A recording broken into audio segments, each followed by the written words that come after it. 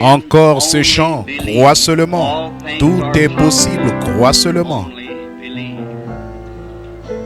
Et nous n'avons pas suffisamment de place assise ici pour recevoir notre petite église. Il n'y a que 200 ou 300 personnes, je pense, ou un peu plus, qui peuvent s'y asseoir.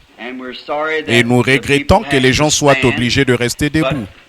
Mais je vais me dépêcher tout de suite et émettre quelques remarques que j'ai à faire. Et je prierai que Dieu vous accorde tout ce que vous êtes venus voir ici ce soir. Et que vos cœurs soient remplis de sa bonté et de sa miséricorde. Car je sais vraiment que ce serait sa divine volonté qu'il en soit ainsi. La première chose que je veux dire, c'est qu'on regrettera pendant longtemps ici le départ de notre sœur Casey. Malgré son âge avancé, elle avait passé 80 ans, je pense. Et jour après jour, à travers la neige et la pluie, elle s'est dirigée vers l'église du Dieu vivant. L'autre soir, c'était un grand privilège de me tenir à son chevet comme elle s'en allait. Et j'ai dit, me connaissez-vous? Et elle, je ne sais pas si elle m'avait reconnu ou pas. Mais quand j'ai dit, connaissez-vous Jésus? Elle a fait un signe de tête affirmatif, oui, qu'elle le connaissait.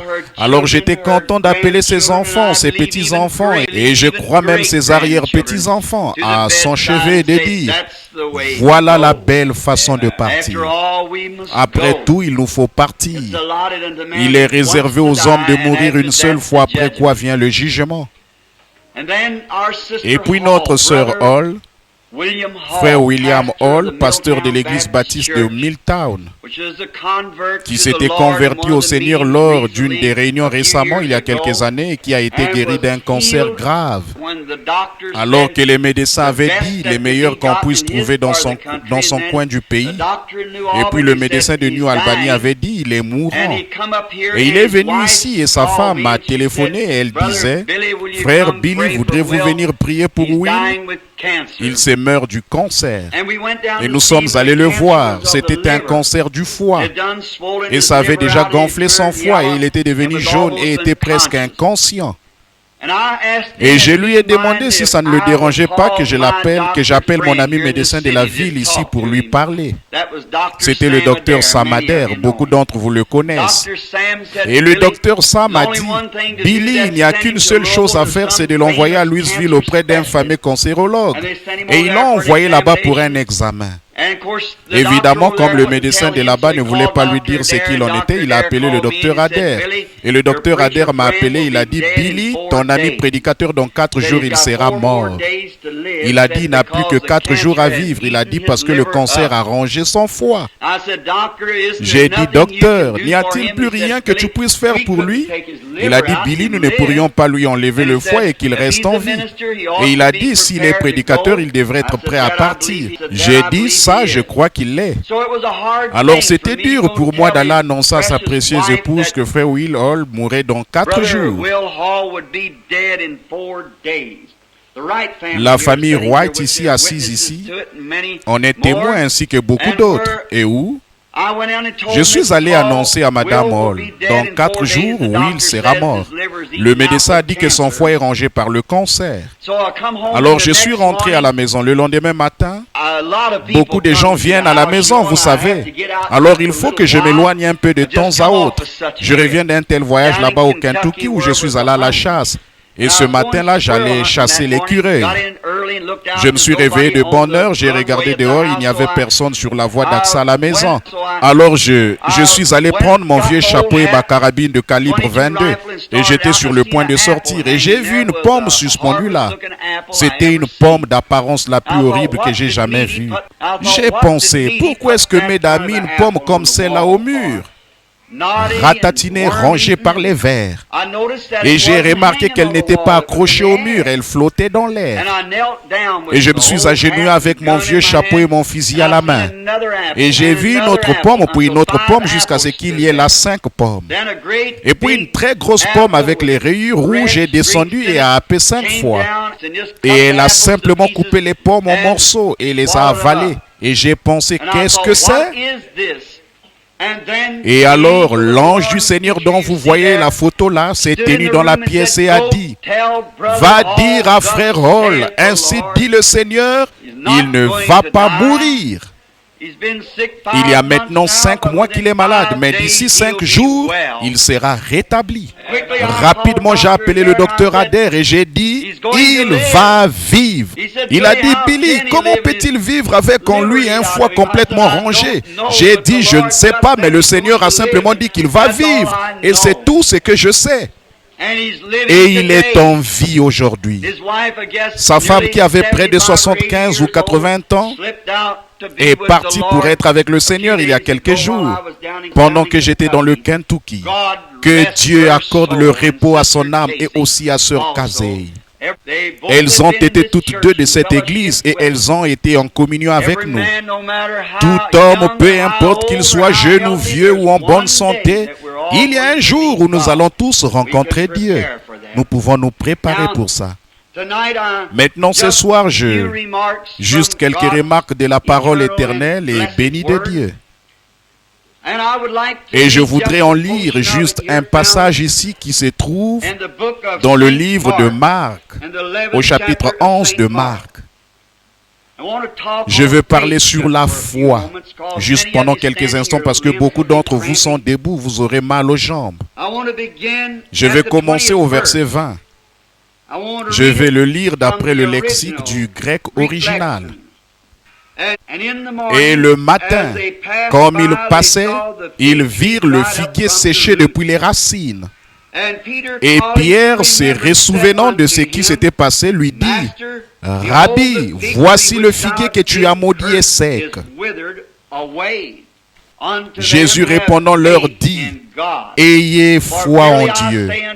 En vérité, je vous dis que quiconque dira à cette montagne, « Ôte-toi et jette-toi dans la mer. » et qui ne doutera pas dans son cœur, mais croira que ce qu'il dit se fait, tout ce qu'il aura dit lui sera fait. Quelle promesse bénie! La foi en Dieu. Pour beaucoup de gens, c'est quelque chose de stupéfiant. Et pourtant, nous devrions avoir honte de confesser que nous n'avons pas foi en Dieu.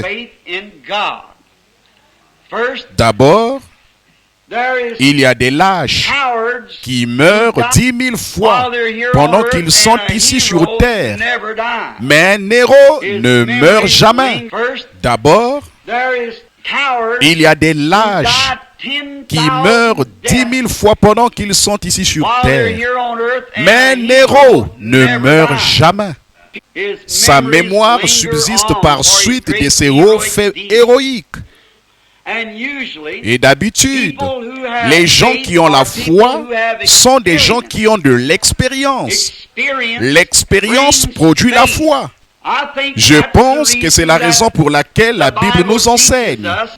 Jésus a dit dans Jean au chapitre 3, « Si un homme ne naît de nouveau, il ne peut pas comprendre le royaume de Dieu. » Or, ça, c'est en le citant d'après le texte original. Dans la version du roi Jacques, il est dit, il ne peut pas voir. Mais ce mot ne veut pas dire voir. Comme vous regardez avec vos yeux, ça veut dire comprendre.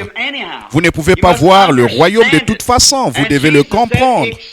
Et Jésus a dit, si un homme ne naît de nouveau premièrement, il ne peut pas comprendre le royaume de Dieu. Alors il nous faut avoir une expérience avant que la foi puisse accomplir beaucoup de choses. Par conséquent, les gens devraient d'abord être sauvés. Premièrement, ils viennent à Dieu et ont une expérience du salut avant de s'approcher de Dieu pour leur guérison. Cela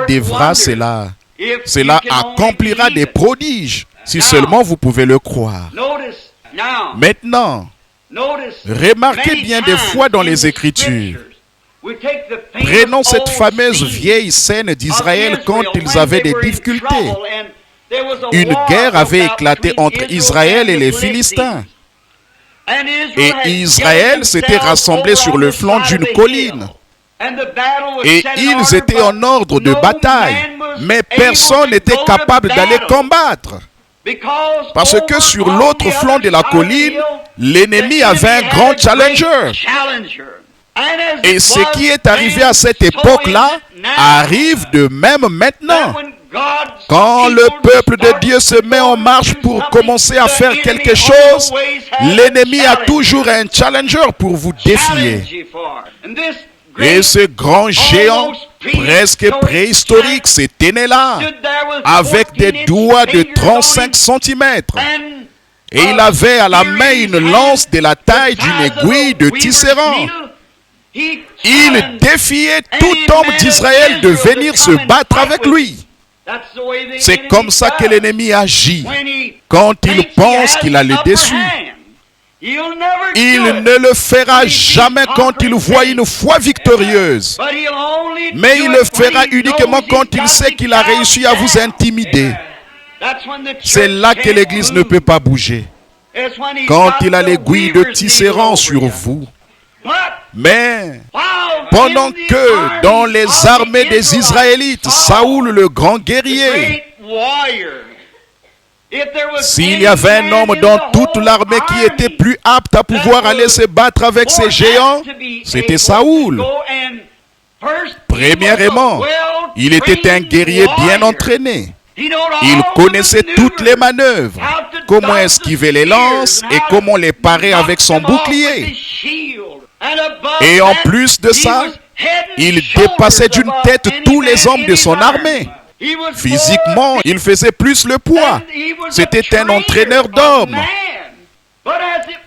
Mais ce qui est arrivé dans le cas de Saoul à l'époque, nous voyons que c'est la même chose aujourd'hui parmi les gens qui fréquentent l'Église. Certains d'entre eux qui sont des érudits, avec la plus solide formation, ont quelquefois la plus petite foi en Dieu. Ils ont doctorat en philosophie et doctorat en théologie et ils essaient de l'expliquer. Ou ils essaient d'éviter le fait même de faire face à la parole de Dieu. Ils essaient de trouver une explication convaincante qui va dans un autre sens, et c'est vrai. Tout notre savoir, toute notre formation ne nous mettra jamais en position d'affronter l'ennemi. Il faut la foi en Dieu pour le faire, et rien que ça. Mais si nous remarquons, pendant que ce géant était là à se vanter, ce grand théologien, dirait-on, s'était né là avec une solide formation pour savoir comment se battre. Mais il n'avait jamais eu aucune expérience avec Dieu. Et c'est vraiment dommage aujourd'hui de voir des hommes et des femmes qui ont vécu dans l'église, qui ont été élevés, inscrits sur les registres dès la naissance et qui connaissent bien la Bible, mais qui pourtant n'ont jamais témoigné d'une expérience avec Dieu. Ce dont nous avons besoin, c'est de revenir à une expérience qui touche vraiment le cœur pour savoir en qui vous croyez. Non pas des récits, mais le Dieu vivant et vrai qui vit maintenant. Et là, au milieu de tout ça, en retrait derrière les champs, Dieu avait un jeune garçon au teint rosé du nom de David. Il gardait les brebis de son père. Et pendant qu'il gardait ses brebis, il avait eu des expériences. Et c'est son père qui l'a envoyé là-bas auprès des armées pour apporter à ses frères des gâteaux de figues et des gâteaux de raisin. Et pendant qu'il était là-bas, il a vu ce grand géant s'avancer, se vanter haut et fort.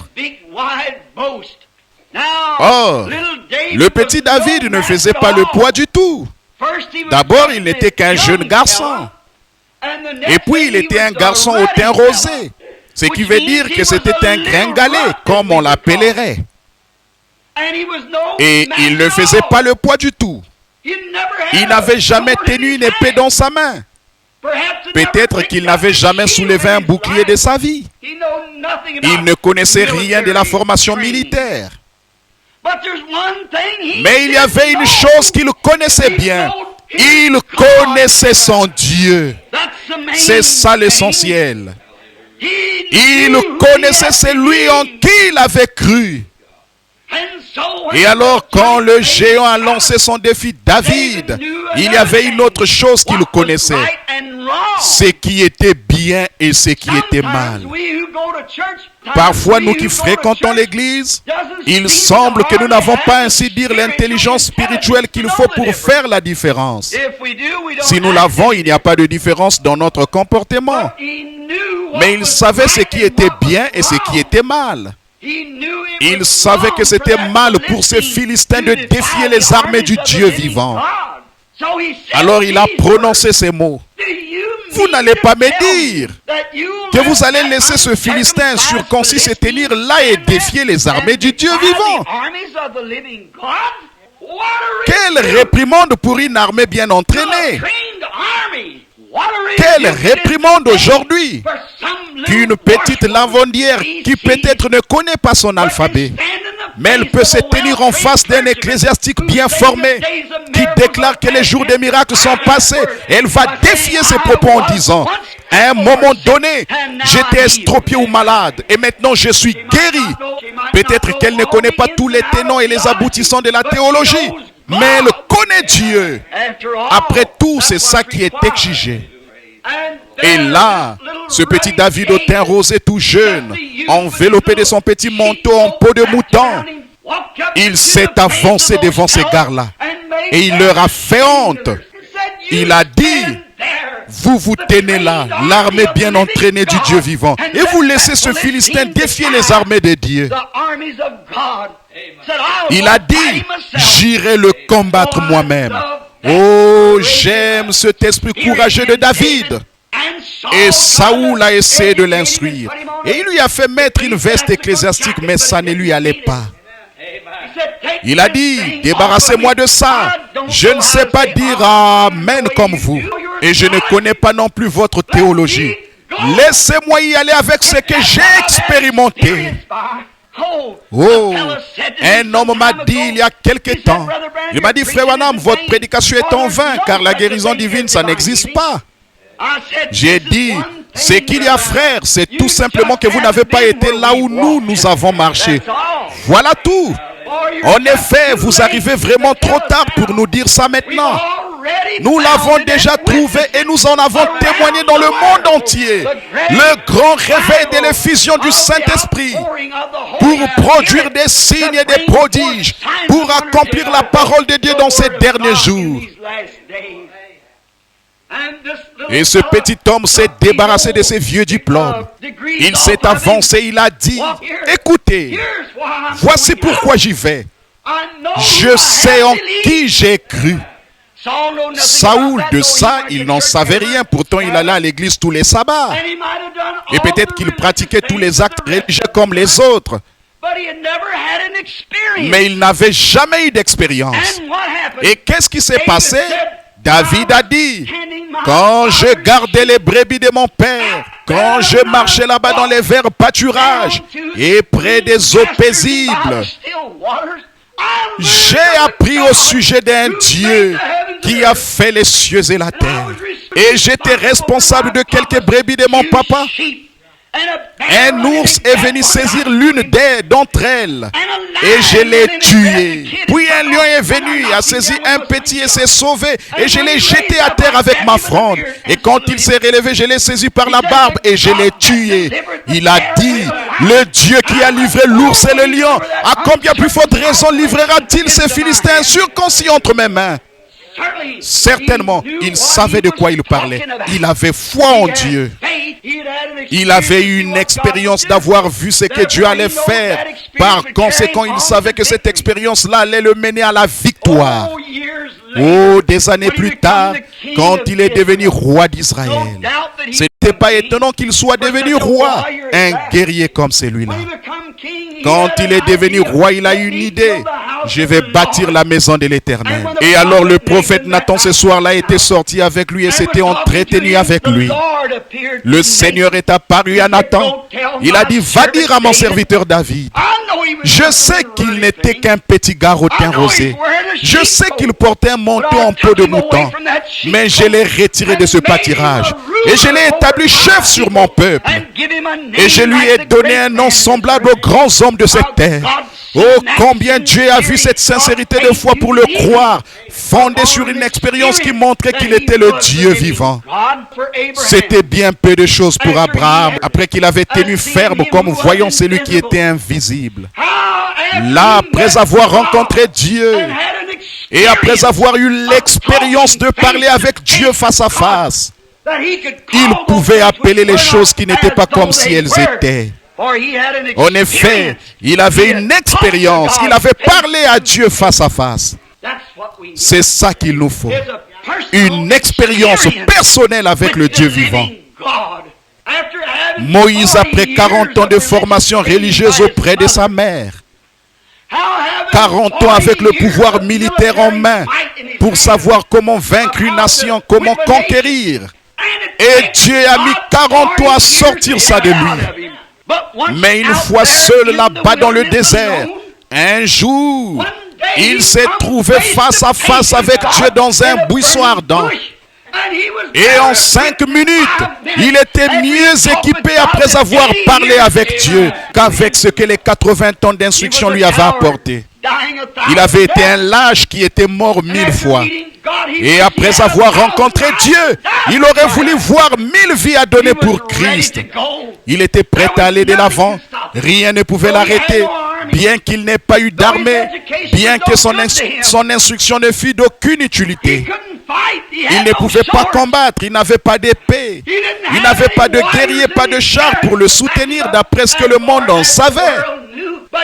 Mais il s'était trouvé face à face avec Dieu par une expérience qui avait amené les anges armés de toute l'éternité à se tenir derrière lui. Et comme Moïse allait son chemin avec sa femme assise à califourchon sur une espèce de vieux mulet, sa longue barbe qui pendait, je crois que des myriades d'anges faisaient route avec lui sur ces routes poussiéreuses. Il avait une expérience. Il a eu la foi, ou à Dothan, un jeune homme, serviteur d'un prophète, était descendu avec celui-ci à Dothan. Et pendant que le prophète dormait, sa grande armée des Syriens était venue entourer, assiéger les grandes murailles de Dothan. Et quand il s'est réveillé le lendemain matin, il n'avait jamais eu une expérience. Alors il a dit, en voyant cette grande armée qui cherchait Élie, il a dit, « Oh mon Père, des armées entières se sont rassemblées et entouré ces lieux. Ils te cherchent. » Ça n'a pas ébranlé ces vieux prophètes du tout. Ça aurait pu être le cancer, ça aurait pu être la tuberculose, ça aurait pu être une attaque, mais ça n'a pas ébranlé ces prophètes. Il l'a regardé, il a dit, « Fils, ceux qui sont avec nous sont en plus grand nombre que ceux qui sont avec eux. » Il a dit, « Je ne peux voir que toi et moi. » Il a dit, « Ouvre ses yeux, ô Dieu, pour qu'il puisse voir. » Donne-lui une expérience. Et quand ses yeux se sont ouverts, il a regardé et les montagnes étaient toutes pleines de chars et de feu et de chevaux de feu tout autour de ce vieillard, ce saint prophète. Il a eu une expérience. Il n'y avait plus de doute dans sa pensée à ce moment-là. Il y a eu Samson qui, avec une mâchoire de mulet, a tué 1 millier de Philistins parce qu'il avait eu une expérience. Il était né de nouveau. Il avait eu une expérience. Il était un Naziréen. Et le Dieu du ciel était avec lui. Il y a eu Philippe qui avait vu Jésus dans des expériences passées et qui est allé trouver Nathanaël derrière la montagne. Et il a dit, viens voir celui que nous avons trouvé, Jésus de Nazareth, fils de Joseph. Et cet homme qui était très orthodoxe a dit, mais peut-il venir de Nazareth quelque chose de bon? Il a dit, viens voir. Pourquoi? Il avait été avec Jésus. Il savait qu'il y avait quelque chose dans cet homme qui était largement de taille à faire face à tout ce que le diable pouvait présenter. Oh, écoutez attentivement. Et pendant qu'il contourne la montagne, Philippe se met à parler et Nathanaël converse avec lui. Et il lui dit, bon, quand tu arriveras là-bas, je l'ai vu. Quand Pierre s'est approché, Il n'avait même pas jamais vu Pierre de toute sa vie. Mais quand il est arrivé là, il a dit, « Tu t'appelles Simon et tu es le fils de Jonas. » Il savait son nom et il savait qui était son père. Oh, lui, il ne pouvait pas croire ça. Mais Philippe avait été une fois avec lui, alors il a su le convaincre que c'était possible qu'il l'avait bien fait. Alors quand il s'est avancé jusque dans la présence de Jésus de Nazareth, il en était alors venu à croire. Alors quand il a regardé, il lui a dit, voici un Israélite dans lequel il n'y a point de fraude.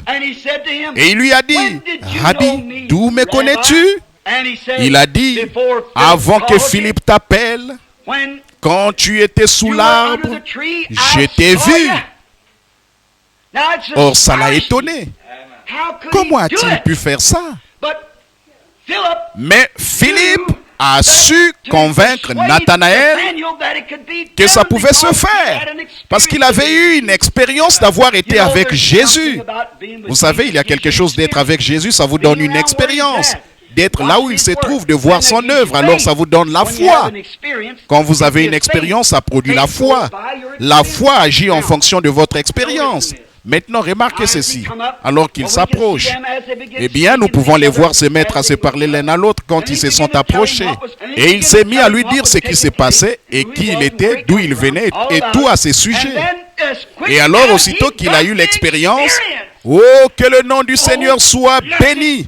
Quand il a eu l'expérience qu'un miracle de Dieu s'était opéré sur lui, alors qu'il a pu tomber à ses pieds et dire, Rabbi, tu es le Fils du Dieu vivant. Tu es le roi d'Israël. Mais il devait d'abord voir cela s'accomplir. Il pouvait avoir foi en Dieu après que Dieu s'était manifesté. C'est comme ça que Dieu agit. La femme, au sujet de qui Frère Neville lisait ce soir dans la Bible, elle était assise au puits, ou bien elle puisait de l'eau du puits. Elle était samaritaine. On lui avait enseigné qu'il viendrait un Messie qui ferait des grands signes et des prodiges. Elle en savait un peu là-dessus.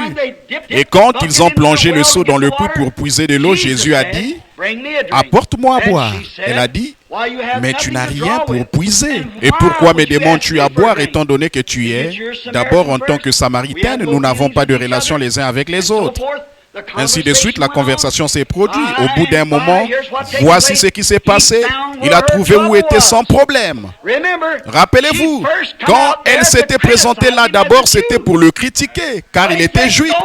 Mais il a dit, va chercher ton mari et viens ici. Elle a dit, je n'ai pas de mari. Il a dit, c'est vrai, tu en as 5. Et celui que tu as maintenant n'est pas ton mari. Et très vite, aussitôt que ça s'est produit, elle a été intriguée dans sa pensée. Rappelez-vous, elle avait fréquenté une église froide et formaliste. Elle ne savait pas quoi faire. Elle a dit, eh bien maintenant, monsieur, je vois que tu es prophète. Nous savons que quand le Messie sera venu, il nous dira ces choses.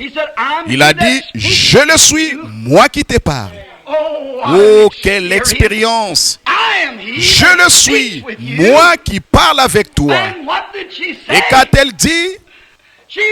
Elle a couru dans la ville avec une expérience dont elle avait été témoin que Jésus était le Fils du Dieu vivant. Pourquoi?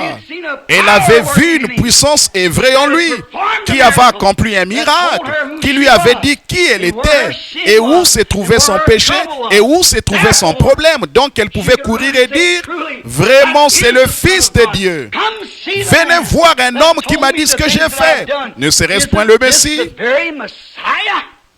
Maintenant, remarquez encore, dans quelques instants, il y avait une femme qui avait une perte de sang. Elle avait pleuré, elle avait tout essayé pour se rétablir. Elle n'y était pas arrivée. Elle s'est frayé un chemin à travers la foule et elle a touché le bord de son vêtement car elle croyait. Alors quoi? La foi vient de ce qu'on entend. Ce qu'on entend vient de la parole de Dieu. Elle s'est frayé un chemin parce que la foi vient de ce qu'on entend. Elle a touché son vêtement. Et elle a dit, avec ça, je suis satisfaite. Je l'ai touché. Et elle retourne dans la foule en croyant dans son cœur que quelque chose se passerait.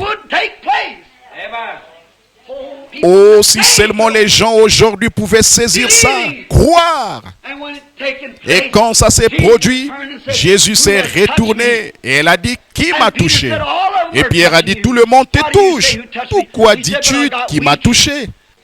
Pierre a dit, tout le monde te touche. Pourquoi dis-tu qui m'a touché? Il a dit, mais je me suis affaibli, je suis si affaibli. De la vertu, de la force est sortie de moi, je suis affaibli. Et il a dit, eh bien, comment l'as-tu su? Et il a promené ses regards sur la foule. Elle pensait qu'elle était cachée, elle était tout au fond, cachée dans la foule. Et quand Jésus s'est retourné, il l'a regardé, il lui a dit qu'elle était sans problème et qu'elle avait été guérie. C'est alors qu'elle a pu tomber à ses pieds et tout confesser. Après avoir fait l'expérience de sa grande puissance magnifique, qui lui a révélé qu'elle avait touché non seulement son vêtement à lui, mais le vêtement de celui qui vit pour toujours, le Dieu Tout-Puissant. Certainement que c'était ça. Alors, il y a eu ces gens le jour de la Pentecôte qui étaient craintifs et ils étaient dans une chambre haute. Les portes étaient toutes fermées. Ils avaient peur des Juifs. Mais quand Dieu est venu sous la forme du Saint-Esprit, et qu'il a baptisé chaque personne de ce groupe du baptême du Saint-Esprit et de feu, c'est là qu'ils ont pu aller dans la rue. Et cet homme qui avait juré en présence de Jésus quelques jours auparavant a pu dire, homme juif, et vous qui séjournez à Jérusalem, sachez ceci et prêtez l'oreille à mes paroles. Ces gens ne sont pas ivres comme vous le supposez, car c'est la 3e heure du jour. Mais c'est ici ce qui a été dit par le prophète Joël. Certainement, après qu'il avait eu une expérience, avant de passer par l'expérience, il avait la foi pour y croire. Mais après que l'expérience est venue, l'expérience a produit les résultats. Certainement que oui. Or, ces gens à qui Jésus parlait là à propos de l'arbre. Maintenant, remarquez, un petit instant maintenant alors que nous terminons. Comme il s'approchait sortait du temple un jour, il est allé en courant vers un arbre pour voir si on pouvait trouver quelque chose à manger sur cet arbre. Il n'y avait rien, parce que ce n'était pas la saison des figues. Comme il n'avait rien pu trouver, il a dit à l'arbre que désormais, personne ne mange de ton fruit, que personne n'en mange. Et le lendemain, il n'avait pas vu la moindre différence dans l'arbre à cet instant-là. Il n'y avait aucun résultat apparent, aucun résultat physique apparent. Maintenant, voici ce que je voudrais que vous saisissiez. Il n'y avait aucun résultat apparent. Mais qu'avait-il dit? Que personne ne mange de ton fruit. Et 24 heures plus tard, vers midi le lendemain, ils sont passés à côté du même arbre. Et là, ils ont remarqué que l'arbre avait commencé à sécher. Et Pierre a dit, regarde l'arbre que tu as maudit. Il sèche déjà depuis les racines. Maintenant, observez ce que Jésus a dit alors que nous terminons. Ayez foi en Dieu. Quoi? D'abord, il leur avait montré sa puissance. Il avait montré sur un figuier ce qu'il pouvait faire. En effet, quand il demandait quelque chose au Père, il croyait qu'il recevrait ce qu'il demandait. Alors, il leur a dit, vous ayez foi en Dieu. Car je vous le dis, si vous disiez à cette montagne, ôte-toi de là, transporte-toi et jette-toi dans la mer. Et si vous ne doutez pas en votre cœur, mais croyez que ce que vous dites arrive, ce que vous aurez dit vous sera fait. Saisissez-vous, c'est ici dans le lexique du grec original, vous voyez. Croyez que ce que vous dites arrivera. Ce que vous aurez dit vous sera accordé. Ayez foi en Dieu. Croyez que ce que vous demandez, vous le recevez. Croyez que c'est déjà fait. Et ce que vous aurez dit vous sera accordé. Maintenant, au sujet de la montagne à déplacer. Peut-être qu'un petit grain de sable a commencé à se déplacer. Mais de toute façon, aux yeux de Dieu, c'était déjà fait. Si vous croyez ce soir que peu importe ce qui ne va pas avec vous, si vous croyez quand vous demandez à Dieu que vous recevrez ce que vous dites, ce que vous aurez dit vous sera accordé. Ayez foi en Dieu. Mais d'abord, Dieu doit se montrer à vous, vous prouver qu'il est toujours le même Seigneur Dieu. Il est toujours le même puissant Jéhovah. Alors Jésus a dit, les choses que je fais, vous les ferez aussi. Maintenant, vous qui êtes ici ce soir au tabernacle, alors que nous allons commencer à former la ligne de prière, combien d'entre vous voudraient dire ceci? Si je peux voir Jésus accomplir les mêmes miracles et faire la même chose que ce qu'il avait fait quand il était ici sur terre, Moi, dans mon cœur, j'accepterai Dieu et je croirai que tout ce qui ne va pas chez moi, la chose se fera aussitôt que je demanderai à Dieu. Le croyez-vous? Voulez-vous lever la main pour dire, oh Dieu, je croirai de tout, peu importe ce que c'est. Or, il n'y a personne qui peut guérir. La guérison est un produit fini de Dieu. Si un homme vous dit qu'il peut vous guérir, s'il est médecin et qu'il vous dit qu'il peut vous guérir, il a tort. En effet, il n'y a qu'un seul guérisseur. C'est Dieu. Un médecin peut donner des médicaments. Il peut administrer un médicament dans une plaie pour tuer les microbes qui s'y trouvent, pour qu'elle puisse guérir. Qu'est-ce qui arrive? Le médicament ne guérit pas. Le médicament empêche seulement les germes nuisibles d'entrer, tue les germes maladies qui détruisent les germes utiles qui vous tuent. Alors la science travaille sur différents poisons qu'ils introduisent dans votre système pour empoisonner certains microbes sans que ça vous empoisonne. Voilà ce que fait la science. Voilà ce qu'est un médicament. C'est quelque chose qui va tuer un certain microbe sans vous tuer vous. Les antibiotiques, dans bien des cas, ça tue les deux, ainsi donc c'est la raison pour laquelle ils sont difficiles à prendre. Par exemple, la pénicilline, qui quelquefois tue la personne. Bon, un médecin peut enlever une obstruction, il peut remplacer un os, mais il ne peut pas guérir. Dieu est celui qui opère la guérison. C'est Dieu qui produit le calcium. C'est Dieu qui produit la multiplication des cellules pour reconstruire votre corps. Là où on a enlevé l'appendicite ou quelque chose comme ça, Dieu est le seul guérisseur. Or, Jésus a promis qu'il nous guérirait. Si vous demandez quoi que ce soit en mon nom, je le ferai. Quand vous priez, croyez que vous recevez ce que vous demandez. Et vous le recevrez. C'est à vous. Croyez que la chose s'accomplit maintenant. Alors quand il a déployé ses grandes puissances sur terre, là, il ne guérissait pas les gens avant que le Père lui ait d'abord montré quoi faire. Jean 5, 19. Il a dit, si tu peux le croire, tout est possible. Et puis dans Jean 5, 19, il a dit, je ne fais rien avant de l'avoir vu faire au Père premièrement. Tout ce que le Père me montre, le Fils le fait pareillement. Combien savent que la Bible dit? L'avez-vous déjà lu dans la Bible?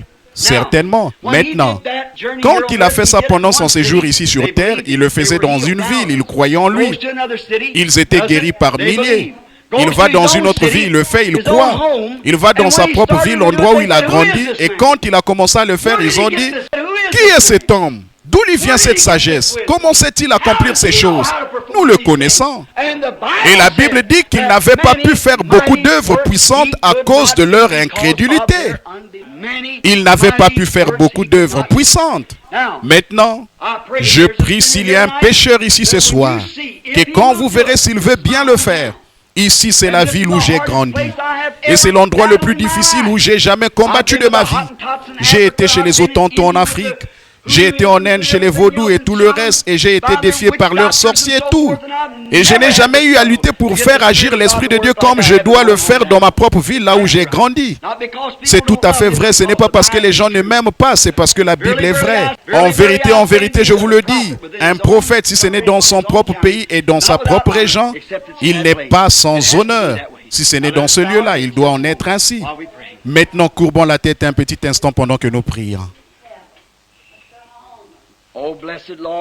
Ô Seigneur béni, toi qui as fait les cieux et la terre, qui les as créés de ta propre main bénie, je te prie, Seigneur, d'être bienveillant et miséricordieux envers nous ce soir, en pardonnant nos péchés et nos transgressions. Je te prie d'être bienveillant envers ceux qui sont malades et ceux qui sont dans le besoin. Accorde-le, Seigneur.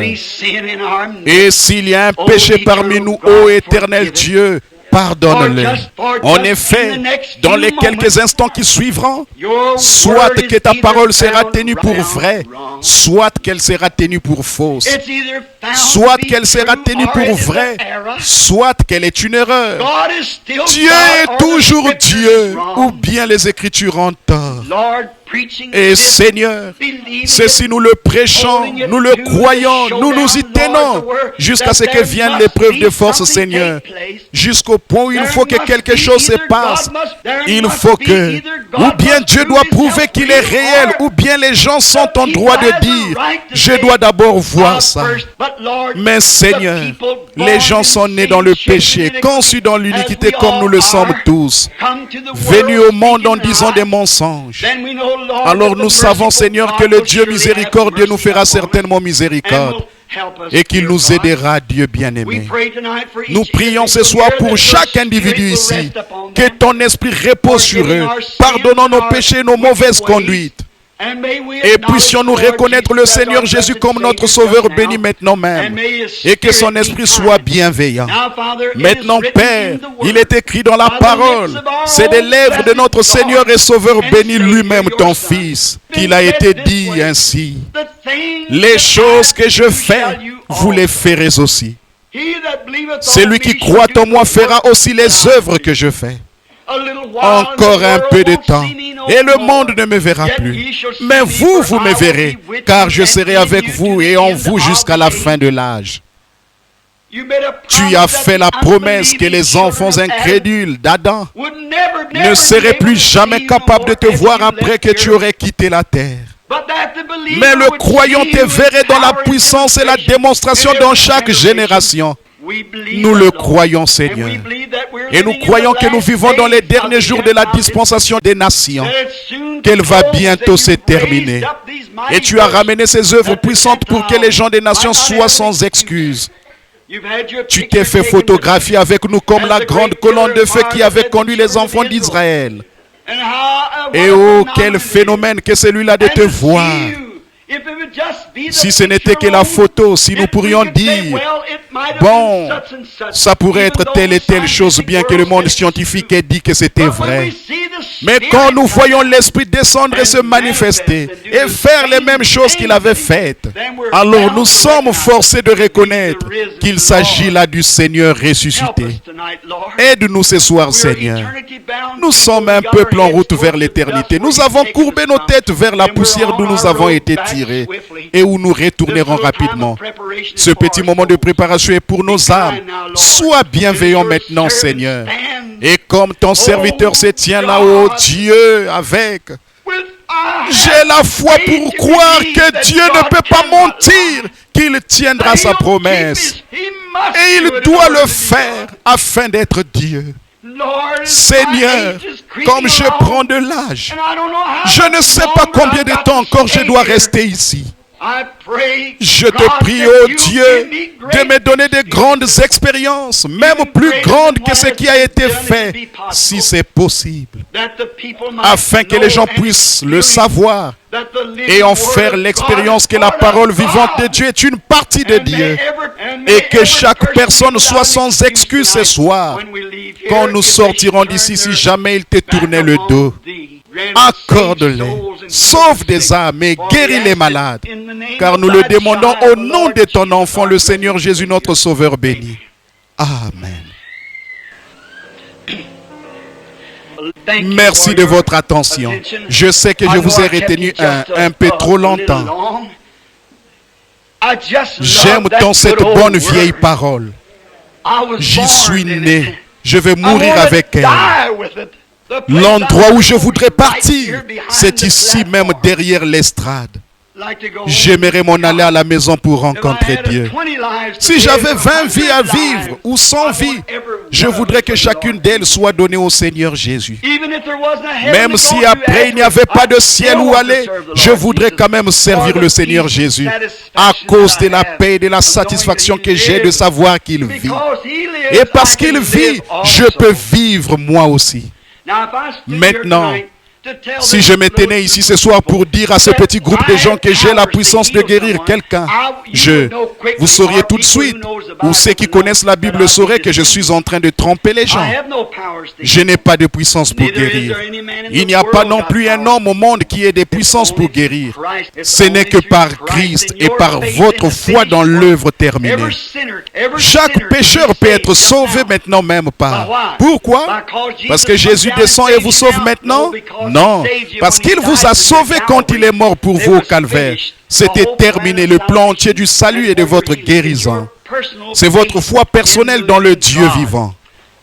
Je me suis tenu avec le Coran dans une main et la Bible dans l'autre, devant des centaines de milliers de mahométans, et j'ai dit, l'un doit être vrai et l'autre faux. Quoi que dise un homme, s'il ne peut pas confirmer ses dires, il ment.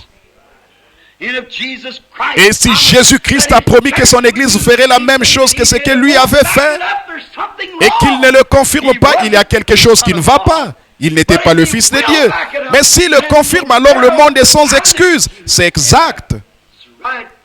Il est obligé de tenir sa parole. Et vous lui êtes obligé. Vous ne vous appartenez pas à vous-même. Il est mort pour vous racheter. Et c'est vous qu'il cherche pour que vous reveniez à celui qui vous a racheté. Si je le pouvais ce soir, je guérirais chaque personne ici présente. Je n'ai pas de puissance pour le faire. Le seul moyen pour un ministre de le faire, c'est de prêcher la parole. La foi vient de ce qu'on entend, la parole. Et la parole dit aussi qu'il y aura dans les derniers jours et tout au long de l'âge de l'Église, qu'il y aura premièrement des apôtres qui sont des missionnaires, secondement des prophètes, ensuite des docteurs. Et puis différents dons qui seraient dans l'Église pour manifester, montrer sa présence.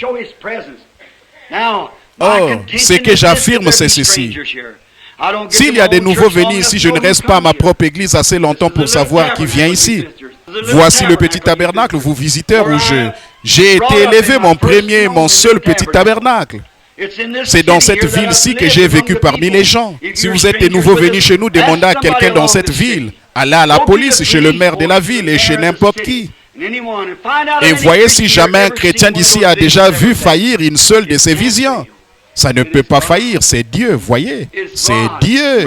Et juste là-bas sur la rivière, il y a bien des années, quand nous étions en train de baptiser lors de mon premier petit réveil, là où cet ange du Seigneur ici était descendu et s'était tenu suspendu au-dessus de l'endroit où nous étions. Et il m'a dit, ce message fera le tour du monde. Il amorcera un réveil qui se répandra dans le monde entier. Et ce sera juste avant la venue de Christ, la seconde fois. Et alors que le frère Davis, le docteur Roy Davis, beaucoup d'entre vous le connaissent. C'est lui qui m'a ordonné dans l'église baptiste, alors qu'il disait que j'avais un cauchemar. Avec un niveau d'instruction de 7e primaire, comment allais-je prêcher au roi, au potentat et aux monarques dans le monde entier? Je ne saurais vous le dire, mais Dieu l'a dit et je l'ai cru. Et il m'a permis de vivre pour le voir, que ça s'est réalisé. Et un grand réveil maintenant, des feux de réveil sont en train de flamber sur chaque colline partout dans le monde, dans l'attente de la venue du Seigneur béni. De grands précurseurs de ces choses. Il y a un grand message dans le monde aujourd'hui de l'évangélisation. C'est Billy Graham qui, comme Jean-Baptiste, travaille d'arrache-pied à ces choses. Et il met la cognée à la racine de l'arbre, sans faire de miracle. Jean non plus n'en avait pas fait. Mais il prêchait la parole. Mais tout de suite après lui, le Seigneur Jésus est venu par un si grand prédicateur. Mais il faisait des signes et des prodiges. Il disait, si je ne fais pas les œuvres de mon Père, alors ne me croyez pas. Mais si je fais les œuvres, si vous ne me croyez pas, croyez aux œuvres. Puis il a dit, je ne fais rien de moi-même, mais seulement ce que je vois aussi faire au Père. Et qu'est-ce qu'il a fait? Il a dit à la femme ses péchés. Il a dit à Philippe où il était avant que Nathanaël, à Nathanaël où il était avant que Philippe le trouve sous un arbre en train de prier. Il a dit à Pierre quel était son nom. Il a dit à la femme qui avait la perte de sang quand elle avait touché son vêtement, toutes ces choses. Et il a dit, ces œuvres que je fais, vous les ferez aussi. Vous en ferez davantage, car je m'en vais à mon Père. Une seule femme a touché son vêtement et il a été affaibli. Il n'y avait personne d'autre qui avait touché à ce que nous sachions. C'est tout ce que nous avons. La Bible est tout ce que nous avons comme référence. Mais maintenant, nous pouvons le voir se produire maintes et maintes fois par des pécheurs sauvés par la grâce. Pourquoi? Parce que sa parole a dit, vous en ferez davantage. Or, il est mort, oui, mais il est ressuscité et il est vivant ce soir. Il a dit, je suis le cep, vous êtes les sarments. Le cep ne porte pas de fruits, il émonde les sarments.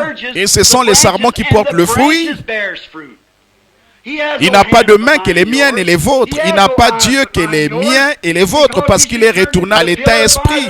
La colonne de feu qui conduisait les enfants d'Israël, c'était l'ange de l'Alliance, Jésus-Christ. La Bible dit, tout lecteur de la Bible le sait. Et il a dit, je viens de Dieu, je vais à Dieu. Et il est retourné à Dieu. Vous dites, il est retourné à cette colonne de feu? Absolument. Est-ce que la Bible dit? Oui, messieurs. Paul, un peu après sa résurrection, l'a rencontré sur le chemin de Damas. C'était cette même lumière éclatante qui a rendu Paul aveugle. Et personne ne l'avait vu sauf Paul. C'était une réalité pour les uns, mais pas pour les autres. Je sais par une expérience que ce même Seigneur Jésus est à moins de 60 cm de là où je me tiens maintenant même. C'est exact. Les visions viennent et vous voyez ça. Et elle était si éclatante qu'elle a rendu aveugle. Il a dit, Seigneur, Seigneur, il a dit, pourquoi me persécutes-tu, Paul? Il a dit, qui es-tu, Seigneur? Il a dit, je suis Jésus, la lumière. Le voici dans les derniers jours, produisant la même chose, les mêmes fruits. Un esprit rendra chaque fois témoignage de lui-même. S'il veut bien le faire ce soir dans cette petite église alors que vous vous tenez ici, avec les pieds et les jambes qui font mal, je prie. Il suffirait qu'il le fasse une fois. Une fois suffirait. Nous sommes des gens qui avancent à tâtons dans l'obscurité. Nous voulons penser qu'il en est autrement, mais ce n'est pas le cas. Nous voyons ces choses. Jésus a dit dans la Bible, ou la Bible dit de lui, dit ceci. Ils ont des yeux, mais ils ne voient pas, des oreilles, mais ils n'entendent pas. Malgré tant de miracles qu'il avait fait, ils ne croyaient pas en lui. Voyez-vous ce que je veux dire? Réveillez-vous maintenant vite. Si le Seigneur Jésus accomplit ces choses, alors il est le Christ, le même hier, aujourd'hui, éternellement. Puisse-t-il accorder maintenant? S'il le fait, je lui serai reconnaissant. Alors que nous prions. Seigneur Dieu, créateur des cieux et de la terre, maintenant le reste est entre tes mains, Seigneur. Voici le petit message entrecoupé, apporté avec difficulté. Des gens qui ont l'esprit perturbé, qui sont debout, les pieds qui font mal, et des gens malades qui pleurent, et c'est très difficile. Mais je prie, Seigneur, que d'une manière quelconque, d'une manière ou d'une autre, que tu leur fasses parvenir ce petit message. Ces hommes qui ont la foi, qui croient que tu as promis que tout est possible. Et ceux qui ont touché le vêtement de notre Seigneur. Le Nouveau Testament nous enseigne qu'il est toujours le souverain sacrificateur qui peut être touché par le sentiment de nos infirmités. Il peut encore parler. Il est toujours vivant. Et nous sommes son cep, ou ces sarments qui sont rattachés au cep. Alors viens, Saint-Esprit. Parle et donne-nous la lumière. Donne-nous la guérison. Donne-nous le pardon de nos péchés. Et fais de nous ton peuple. Car nous demandons ceci au nom de Jésus et pour sa gloire. Amen. Je ne sais pas comment nous pourrions procéder pour faire tenir les malades ici. Nous ne pouvons pas en faire venir beaucoup à la fois. Voyons voir des cartes de prière. Est-ce que vous en... Bon. Il y a 2 frères de plus qui viennent distribuer des cartes de prière, Dean et Léo. Ils ne sont pas arrivés. Aussi, ils n'ont pas distribué beaucoup de cartes. Je crois que Billy avait combien? Il n'en avait que 50. Vous n'êtes pas obligé d'en avoir. Évidemment, il n'y en a que quelques-unes. On les mêle. On peut en faire venir un petit nombre ici, jusqu'ici. Alors, c'était quoi? De 1 à 50. C'était 1 à 50. Comment vont-ils faire? Ils viennent là et ils battent les cartes, les distribuent entre vous. Seulement pour vous parler, simplement pour contacter. Tenez, placez-vous de ce côté-ci parce que je crois que la voix ne passe pas comme il faut dans ce petit microphone-ci. Si le Saint-Esprit révèle pourquoi vous êtes ici, comme à la femme au puits qui était venue au Seigneur Jésus. Et Jésus a dit, ces choses que je fais, vous les ferez aussi. Et s'il révèle ce que vous attendez de lui, ce que vous voulez, quel est votre problème? Croiriez-vous que c'était lui? Croiriez-vous? Il saurait que ça ne pourrait pas venir que d'une puissance surnaturelle. Maintenant, si la dame, si je disais, madame, vous voulez de l'argent parce que vous avez une dette à régler, vous en aurez. Elle aurait le droit d'en douter. Si je disais vous êtes malade et vous allez vous rétablir, elle aurait le droit d'en douter, elle ne saurait pas. Mais si le Saint-Esprit retourne en arrière et montre quelque chose, qu'elle faisait quelque chose, ça elle saura si c'était vrai ou pas. Elle sera même d'en juger, voyez. Ce sera elle d'en juger, voyez. Vous dites que vous êtes en train de faire quoi là, frère Branham? Après avoir prêché comme ça et dans mon église locale ici, j'attends que cette onction descende. Que ce Saint-Esprit béni donne l'onction. Et j'ai confiance qu'il le fera pour la gloire de Dieu. Maintenant que la dame, elle est ici, elle a la tête inclinée, ses yeux sont fermés, elle est en prière. Elle est en prière. Je veux que vous priez pour ce que vous voulez obtenir. Que le Seigneur le révèle et ce sera à vous d'en juger. Cette femme, si l'auditoire peut encore entendre ma voix, elle souffre d'une nervosité extrême. Je vois un médecin qui fait quelque chose. Il lui met un truc autour du bras. Et il dit qu'elle a de l'hypertension, c'est vrai. N'est-ce pas vrai, madame? Maintenant, quelque chose. Avez-vous entendu cette voix? Ce n'était pas moi. Je n'ai rien eu à voir là-dedans. Maintenant, plus que je parlais avec elle, plus il s'est passé des choses. Regardez bien là, nous allons encore lui parler. Je ne sais pas ce qu'il a dit qu'il n'allait pas chez elle. Si ce que c'était, ce sera sur les bandes là au fond, vous voyez. Mais peu importe ce que c'était, c'était vrai. Maintenant, posons encore un peu notre regard sur elle. Oui, je la vois maintenant dans un état de nervosité. Et quelque chose ne va pas dans son sang. Et elle n'est pas de cette ville.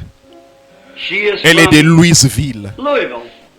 Dernièrement, elle a été dans un hôpital et c'était pour une pneumonie. Et son médecin lui dit qu'elle fait une rechute et qu'elle doit encore retourner à l'hôpital. C'est ainsi dit le Seigneur, c'est vrai. Mais vous n'êtes pas obligé d'y retourner, madame. Votre foi vous a rétabli. Vous êtes guéri maintenant au nom du Seigneur Jésus. Maintenant, allez, soyez en bonne santé, que le Seigneur vous bénisse. Est-ce que j'ai eu quoi que ce soit à voir là-dedans? Rien du tout. Maintenant, voici une dame que je n'ai jamais vue de ma vie. Je suppose que nous sommes des inconnus l'un pour l'autre, n'est-ce pas? Vous m'avez vu, mais je ne vous ai probablement jamais vu. Vous avez probablement été à des réunions ou quelque part. Maintenant, si le Seigneur Jésus me faisait savoir ce pourquoi vous êtes ici, alors vous reconnaîtriez, puisque je ne vous connais pas, que j'ai un moyen qui me permet de le savoir. Il faudrait reconnaître que ça vient du surnaturel. Alors à votre avis, ce serait quoi? La même chose que dit la Bible, que Jésus-Christ est le même hier et éternellement. Est-ce que mon auditoire le croirait? Je lève la main pour autant que je sache. Je n'ai jamais vu cette femme de ma vie. Voyez, mais elle m'a vu, mais je ne sais pas ce pourquoi vous êtes ici.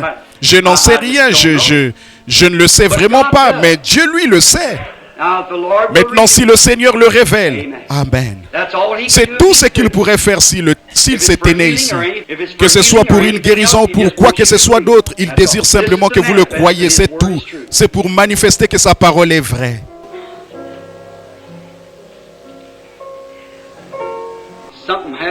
Il s'est passé quelque chose dans l'auditoire là. Ayez la foi. Maintenant, il semble que... Maintenant, si vous pouviez voir entre moi et la femme. Vous souffrez d'une faiblesse. Vous avez des moments de grande faiblesse. C'est exact. Vraiment une faiblesse extrême, nerveuse, faible. Mais ce n'est pas la raison de votre présence ici. Vous êtes ici pour quelqu'un d'autre. Et c'est un homme. C'est votre mari. Il ne pouvait pas venir parce qu'il souffre d'une maladie cardiaque grave et de nervosité. Et vous n'êtes pas de cette ville. Vous êtes d'un endroit appelé Columbia. Columbia dans le Kentucky. Vous vous appelez Lottie Goodin.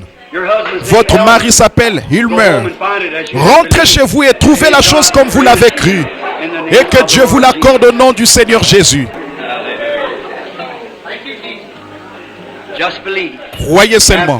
Et la foi. Maintenant, ne doutez pas. Croyez seulement. Je suppose que nous sommes des inconnus l'un pour l'autre, messieurs. Maintenant, voici deux hommes. Tout comme Philippe qui était allé trouver Nathanaël et l'avait amené au Seigneur. Je ne vous connais pas et vous ne me connaissez pas. Mais Dieu nous connaît tous les deux. Vous êtes conscient qu'il se passe quelque chose en ce moment même. Voyez, de vous tenir devant un homme, vous ne ressentiriez pas ça. Cette sensation humble et douce. Maintenant, si seulement vous pouviez voir, il y a une lumière qui se déplace et qui se pose entre moi et cet homme. Maintenant, il disparaît devant moi. Et il n'est pas ici pour lui-même. Il est ici pour quelqu'un d'autre. C'est un parent, un neveu. Et il est dans les forces armées. dans la marine. Mais il n'est pas loin d'ici. Il est à proximité d'un endroit où il y a beaucoup d'installations militaires. C'est un hôpital et c'est Fort Knox. Et il est aveugle par suite d'un coup de fusil. Et le médecin dit qu'il n'y a pas d'espoir pour lui. C'est ainsi dit le Seigneur. Le croyez-vous? Alors qu'il en soit ainsi selon votre foi, mon frère. Et recevez au nom de notre Seigneur Jésus. Amen. Croyez-vous? Que Dieu vous bénisse, mon cher frère. C'est vous la personne suivante. Bonjour. Qu'il est aimable, notre Sauveur béni. Qu'il est omniprésent. Qu'il est ce même Jésus qui s'est tenu en Galilée. Un petit instant. Est-ce que c'est cet homme-là qui était sur l'estrade tout à l'heure? Lequel de ces hommes était-ce? Cet homme-là? Bien. Vous pouvez vous asseoir. Il s'agit de cette dame ici au bout avec le chapeau rouge. Oui. Vous êtes en train de prier pour un ami qui est alcoolique. C'est exact, bien. Si vous pouvez le croire, vous pouvez le recevoir. Amen. Bien. Croirez-vous? Je ne vous connais pas. Je ne vous ai jamais vu de ma vie. Nous sommes des inconnus l'un pour l'autre. Mais si le Seigneur Dieu du ciel se manifeste dans sa puissance et révèle qu'il est le même hier, aujourd'hui et éternellement, croirez-vous en lui? Voyons un peu, est-ce que c'est 3 ou personne ou... Il y en a eu plus que ça qui sont passés, n'est-ce pas? 3, c'est une confirmation, bien sûr. Mais quoi qu'il en soit, vous êtes ici pour quelqu'un d'autre. C'est ça votre désir principal. Et c'est pour un homme. Et cet homme, c'est votre fils. Et il souffre d'une maladie de cœur. Et il y a eu quelque chose qui lui est arrivé. C'est une attaque. Et ça l'a partiellement paralysé. Et vous aussi, vous êtes malade. Vous souffrez de colite. C'est une affection intestinale. C'est ainsi dit le Seigneur. Et autre chose, je vois un messager qui va d'un endroit à l'autre. Non. C'est quelqu'un qui était venu ici au tabernacle il y a quelque temps qui avait demandé qu'on prie pour vous. Et le Seigneur vous avait guéri. C'est ainsi dit le Seigneur. Si c'est vrai, levez les mains. Vous croyez que vous recevez ce que vous demandez? Alors qu'il vous soit fait, ma soeur, selon ce que le Seigneur Jésus a pourvu. Amen. Bonjour. Est-ce que tout le monde croit? Vous croyez de tout votre cœur? Et la foi là. Qu'est-ce? Il faut que je parle là une seconde si vous me permettez. En effet, il y en a encore d'autres dont je dois m'occuper. Je vais juste me reposer un petit instant. Vous ne vous rendez pas compte ce que ça vous fait? C'est pire que prier. Bien sûr. Combien se rappellent que le grand prophète Daniel a eu une seule vision et il a eu la tête troublée pendant plusieurs jours?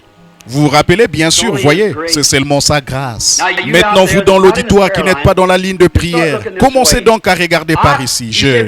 Vous dites, Frère Branham, est-ce que ça servira à quelque chose? Bien sûr, demandez simplement au Seigneur Jésus. Dites, Père béni, laisse-moi toucher ton vêtement.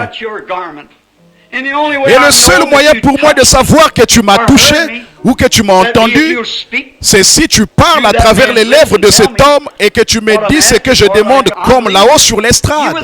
Je crois en toi.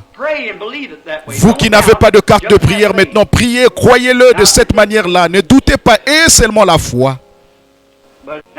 Maintenant, est-ce la malade, frère Neville? C'est la malade? Je ne l'ai pas fait exprès de vous laisser debout là, mais c'est... Vous pouvez vous imaginer ce qui se passe? Sommes-nous des inconnus l'un pour l'autre? Nous le sommes. Maintenant que ce soit une chose réglée. Cette femme m'est inconnue. Je ne la connaissais pas. Je ne l'ai jamais vue de ma vie. Et c'est la première fois que nous nous rencontrons. C'est exact. C'est la première fois que nous posons les yeux l'un sur l'autre. Et elle est simplement une femme qui est venue ici sur l'estrade. Quelqu'un lui a donné une carte de prière et elle est simplement venue ici sur l'estrade. C'est tout ce que je sais d'elle. Mais le Seigneur Jésus peut le relever. Et s'il peut le relever, alors il est le même hier, aujourd'hui et éternellement. C'est exactement ce qu'il a promis de faire. Et si cette promesse-là s'accomplit, il accomplira chaque promesse qu'il a faite. Et il a promis de vous guérir si vous le croyez. Voyez-vous ce que je veux dire maintenant? Ça ne peut pas faillir. Il faut qu'il en soit ainsi. Oh, béni soit son nom. Il ne peut tout simplement pas faillir. Si le Seigneur Jésus me fait savoir ce qui s'est déjà passé dans votre vie, certainement qu'il saura ce qui se passera dans votre vie. Ce sera à vous d'en juger. Combien diront, je croirai de tout mon cœur si cette femme lève les mains, que vous le faites tous les deux pour dire que vous ne vous êtes jamais rencontrés avant et que le Seigneur Jésus le révèle. Je croirai de tout votre cœur. Le feriez-vous? Dieu ne veut pas que nous soyons paresseux. Il veut que nous ayons la foi. Nous voici dans la chair, la Bible posée ici. Et tous les deux, nous voici debout ici. Cette dame souffre d'une nervosité extrême. C'est ça votre problème. Mais vous, ce que vous pensez, c'est que c'est quelque chose à l'estomac qui vous donne des gaz dans l'estomac. C'est la nervosité qui fait ça, c'est exact.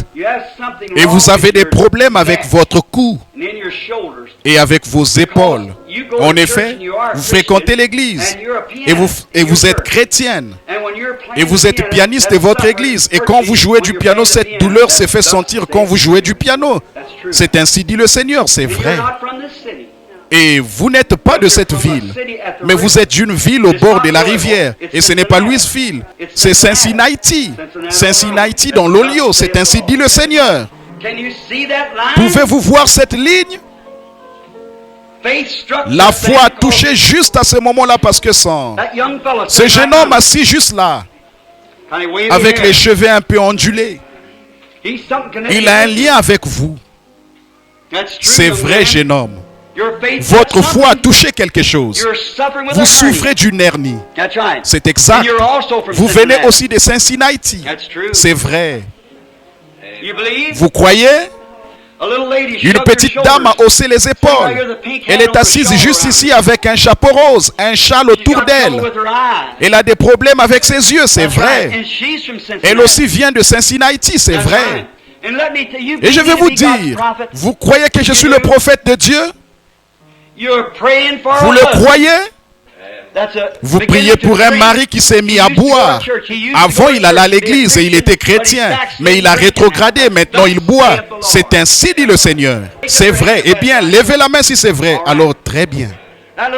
Cette petite dame assise à côté de vous là souffre de nervosité. Elle aussi, elle vient de là-bas. Mais la chose dont vous avez besoin plus que jamais, vous fréquentez l'église, mais vous n'êtes pas encore devenu une vraie chrétienne. C'est vrai, voulez-vous l'accepter maintenant comme votre sauveur personnel, étant donné qu'il est là? Si oui, faites-lui signe de la main. Acceptez-le maintenant, que Dieu vous bénisse. Vos péchés sont pardonnés, allez en paix et votre nervosité est partie. Amen. Rentrez chez vous et soyez heureux au nom du Seigneur. Croyez-vous? Tout est possible à ceux qui croient. Maintenant, j'ai senti une vibration là-bas au fond. Pas une vibration, mais un esprit qui dit que je lis dans leurs pensées. Je ne fais pas ça. Faites attention, sinon c'est à vous que ça arrivera. Tenez, cet homme-ci, mettez votre main sur la mienne, monsieur. Je ne vous regarderai même pas. Si le Seigneur Jésus me révèle quel est votre problème, accepterez-vous votre guérison ou ce dont vous avez besoin? Le ferez-vous? Cet homme-ci, vous le ferez? Problème cardiaque. Maintenant, allez, soyez guéris. Que le Seigneur Jésus vous rétablisse. Si vous croyez de tout votre cœur, vous pouvez aller être en bonne santé. Que Dieu vous bénisse. Venez. Maintenant, cette dame ici, cette femme a un esprit de mort sur elle, car elle a le cancer. Vous croyez que le Seigneur vous guérira, sœur? Oh Dieu bien-aimé, qui a fait les cieux et la terre, cette pauvre petite femme a été prise dans les griffes du diable. Une ombre noire est suspendue près d'elle. Mais nous défions ces démons. Au nom du Seigneur Jésus, sors de cette femme. Et puisse-t-elle aller et être en bonne santé par le nom de Jésus-Christ. Amen. Que le Seigneur vous bénisse, sœur. Allez, ne doutez en rien. Si tu peux le croire, croyez-vous, ayez seulement la foi.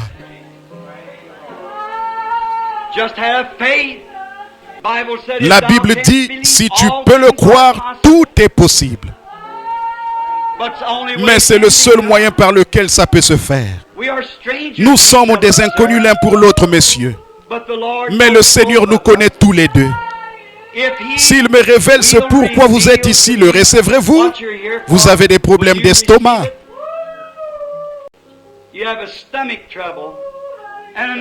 Et autre chose, vous êtes un pécheur. Vous n'avez pas accepté le Seigneur comme votre sauveur. Voulez-vous l'accepter comme votre sauveur? Levez les mains vers lui, acceptez-le comme votre sauveur. Et je vous déclare au nom de Christ, guéri de vos problèmes d'estomac. Allez, ne péchez plus. Amen. Sois miséricorde Dieu, Dieu vivant. Vous croyez que Dieu vous guérit de ces problèmes cardiaques? Alors allez là-bas et soyez guéris au nom du Seigneur Jésus.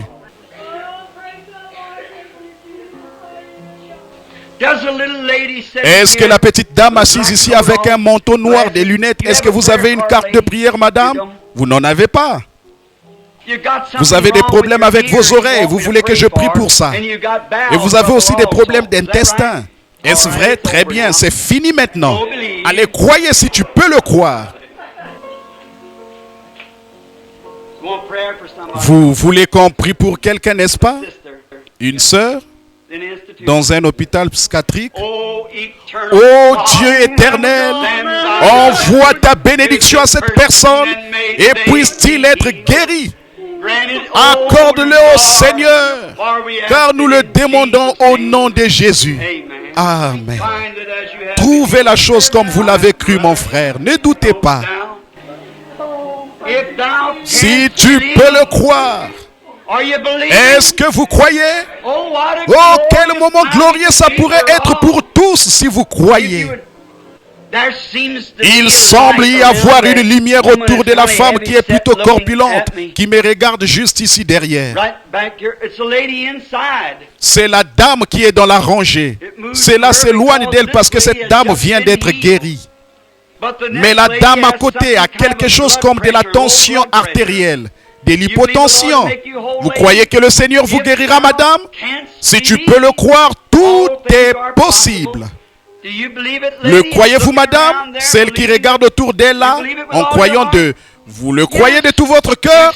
Oui, vous l'acceptez? Très bien. Vous pouvez aller être rétabli au nom du Seigneur Jésus. L'homme assis juste ici en train de prier. Vous voulez que je vous dise ce que vous êtes en train de dire? Seigneur, guéris-moi de cette sinusite. Très bien. Il le fait au nom du Seigneur Jésus si tu peux le croire.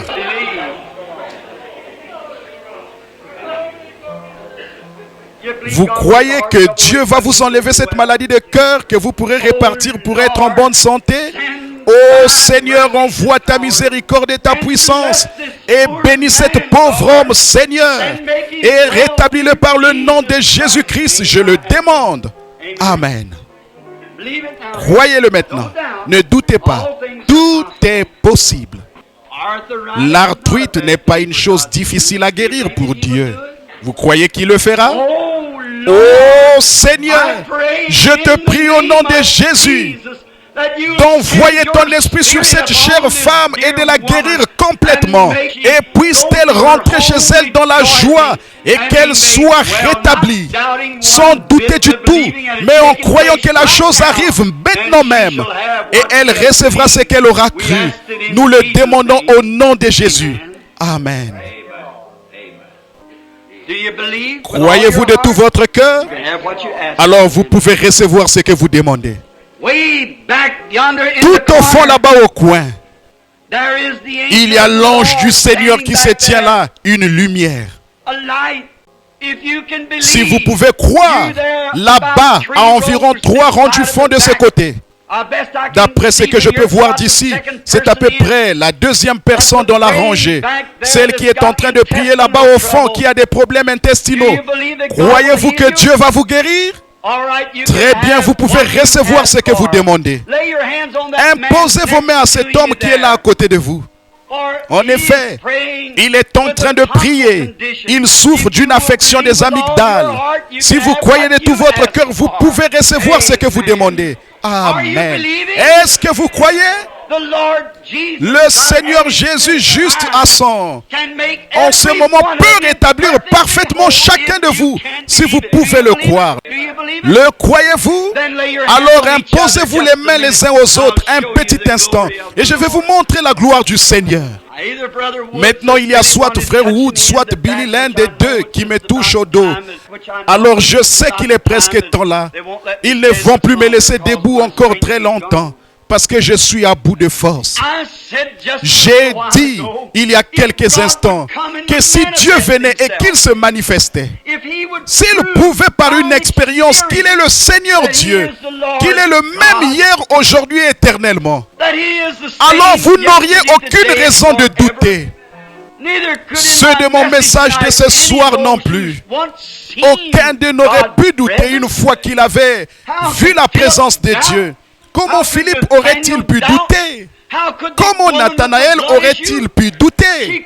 Comment la femme qui avait la perte de sang aurait-elle pu? Elle ne pouvait pas douter, elle avait touché. Et il lui avait révélé c'est quoi elle avait touché. Elle ne pouvait pas douter. Elle l'avait touché. Et il lui avait révélé ce pourquoi elle avait touché. Ne regardez pas aux dimensions de l'église ni à son aspect. Ne regardez pas la petite assemblée parce que nous sommes tous des gens ordinaires. Mais pensez au Seigneur béni, dont la présence est ici, qui montre qu'il est vivant. Croyez en lui maintenant même et vous pourrez recevoir tout ce que vous demandez. Et croyez. Maintenant, il peut guérir. Exactement de la même manière ici même. Sa présence, vous êtes déjà guéris. Il n'y a qu'une seule chose qui vous empêche de le recevoir, c'est l'incrédulité. Débarrassez-vous de ça maintenant même. Ne soyez plus incrédule. Renoncez à ça et acceptez le Seigneur Jésus comme votre guérisseur. Regardez bien ce qui se passera. Vous sortirez de ce bâtiment dans la joie parce que vous êtes maintenant en présence du Seigneur Jésus. Non pas parce que vous êtes dans ce tabernacle, mais parce que lui est venu nous visiter. Non pas parce que je suis le prédicateur ou mon frère Neville ou n'importe lequel de ces autres chrétiens. Ce n'est pas notre présence, mais c'est sa présence à lui. Elle est infaillible, c'est la Bible, c'est la vérité. Béni soit son nom. Malgré ce qu'il avait dit dans notre propre pays, parmi les gens de chez nous, la grâce a passé outre à ça ce soir parce que le temps est proche, la fin est proche. Il a promis que quand ces choses commenceraient à arriver, le temps de la fin serait proche. Croyez-le maintenant pendant que je prie. La Bible dit la prière fervente a une grande efficacité. Alors nous prions, alors que vous priez les uns pour les autres, alors que vous imposez les mains les uns aux autres. Seigneur, tu as été notre retraite dans chaque génération. Tu as été notre refuge. Nous nous sommes longtemps attendus à toi. Cette église protestante a longtemps brûlé de voir le jour où elle pourrait se tenir debout. Alors que ce petit groupe a été repoussé, mis à l'écart. Parce qu'ils avaient refusé de se conformer à l'incrédulité des croyants qui se sont mis sous un même joug.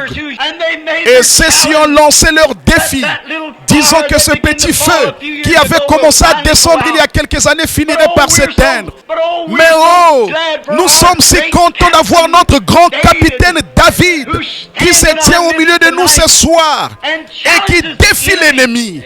Oh Seigneur Dieu, nous adressons cette prière de la foi pour chaque personne ici présente. Qu'ils sachent en ce moment précis que ta grande présence est ici pour envahir tout cet auditoire et guérir chaque personne. Oh grand Saint-Esprit, puisse chaque cœur tressaillir de joie en ce moment même, alors qu'il est baptisé dans la grande présence du Saint-Esprit. Oh Satan, tu es vaincu. Sors de ces lieux et retire-toi des gens. Au nom de Jésus-Christ, que chaque personne soit guérie. Oh Dieu éternel et béni, accorde ces choses par le nom de Jésus-Christ. Que chaque personne qui croit qu'elle est guérie se lève et donne la louange à Dieu. Merci. Et que le Seigneur vous bénisse.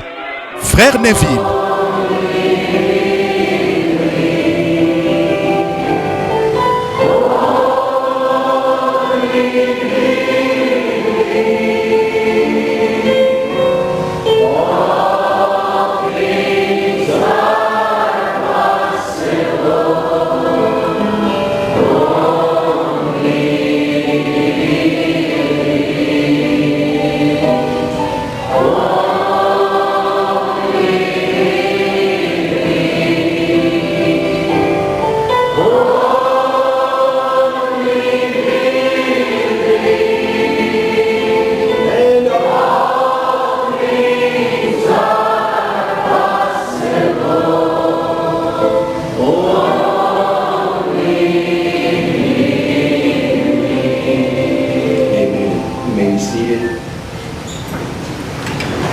What a privilege it is tonight for me to be able to welcome God's prophet messenger to come and bring us the message of the hour.